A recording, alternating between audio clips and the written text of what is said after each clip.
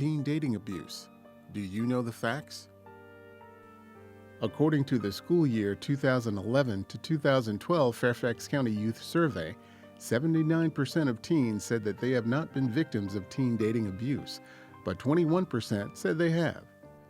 Teen dating abuse is often associated with physical injuries, but before you see bruises, there may be other warning signs that a relationship is not healthy or safe. Teen dating abuse is a pattern of controlling behavior committed by someone in a dating or close personal relationship.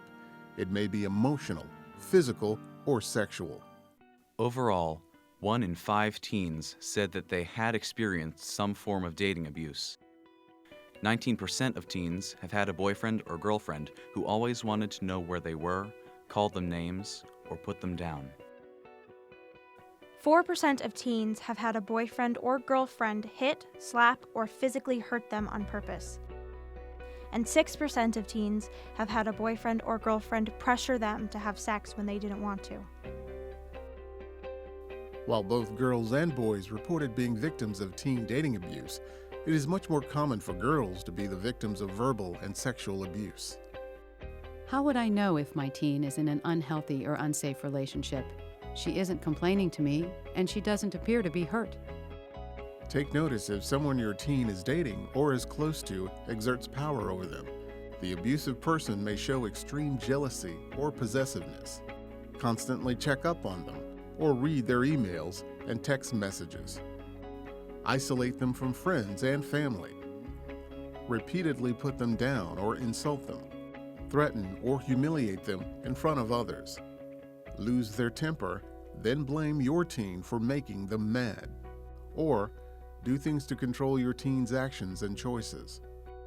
Often the teen being abused will apologize for their partner's behavior. Give up things important to them, such as friends or hobbies. Show dramatic changes in weight or appearance. Suffer lower grades in school or miss classes. Or have unexplained injuries.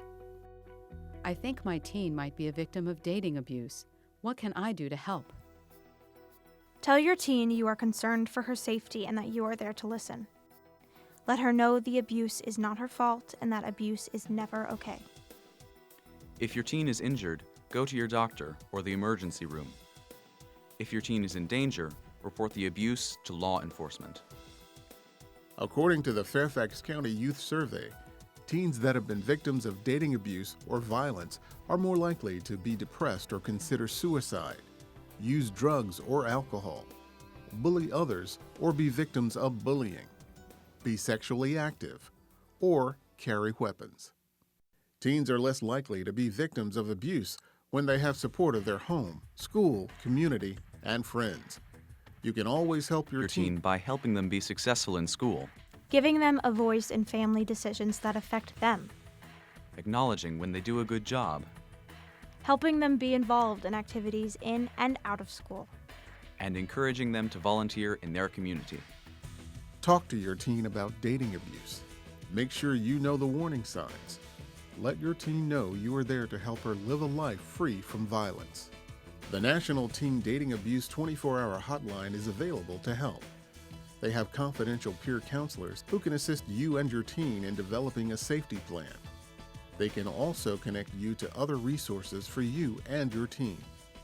For more information on the Fairfax County Youth Survey, visit fairfaxcounty.gov/youth survey. You can also visit the county's website for more information and resources on teen dating abuse.